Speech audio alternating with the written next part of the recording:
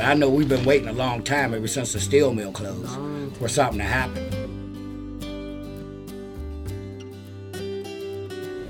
Everybody worked in the mill, made good, decent money, and they all kept their houses up nice. They all had beautiful backyards with flowers and grass. Now it's just an empty weeds. But after the mills closed, everybody moved away, and that was the end of Dyke Street. These communities, Pittsburgh, Cleveland, Detroit, this whole area now known as the Rust Belt, were thriving communities. But unfortunately, with the collapse of the steel industry, most of the communities really suffered. There's not one grocery store in this community. I mean, you actually have to leave Hazelwood to get a bag of potatoes. You know what I mean? So there's the neighborhood, all the businesses is gone, been gone for years. There were enormous mills all up and down the shore of the Monongahela River here, and these houses went up as a result of, people needing places to live that worked in the mills. So none of the housing here escaped the effects of deindustrialization. When the steel mills started to close here, it had a pretty traumatic impact on neighborhoods like Hazelwood all around town.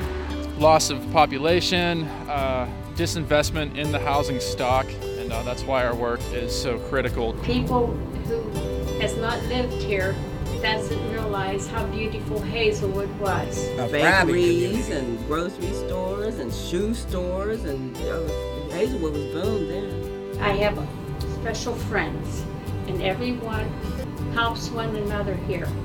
Because this is a good community. Hazelwood, all in all, is a good community. I think in these challenging times, it's important to figure out a way, so how do we reinvest in these neighborhoods so that with a little bit of tender loving care, it will allow folks perhaps to stay in these houses, to be able to preserve these neighborhoods rather than just kind of being forced away.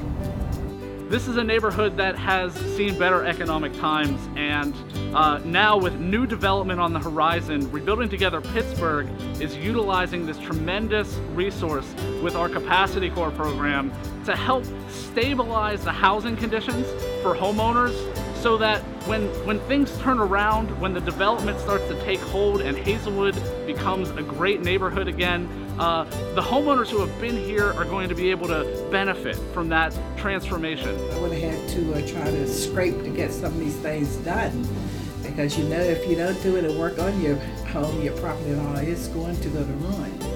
So I am so thankful. I thank God, that He sent them my way. So instead of doing 1 or 2 houses a year in 30 or 40 communities, we made the decision to do 10, 20, 30 houses in a community each year for periods of 5 to 7 years, so that the impact of what we do could really be felt. This program, they help me out a lot. They do good work. I'm really satisfied and I'm happy. They did this for me, because I didn't have the money to put out for the house. I've seen Pittsburgh come down, and now I see Pittsburgh growing back again. Hazelwood's having a comeback, so we got our fingers crossed for the future.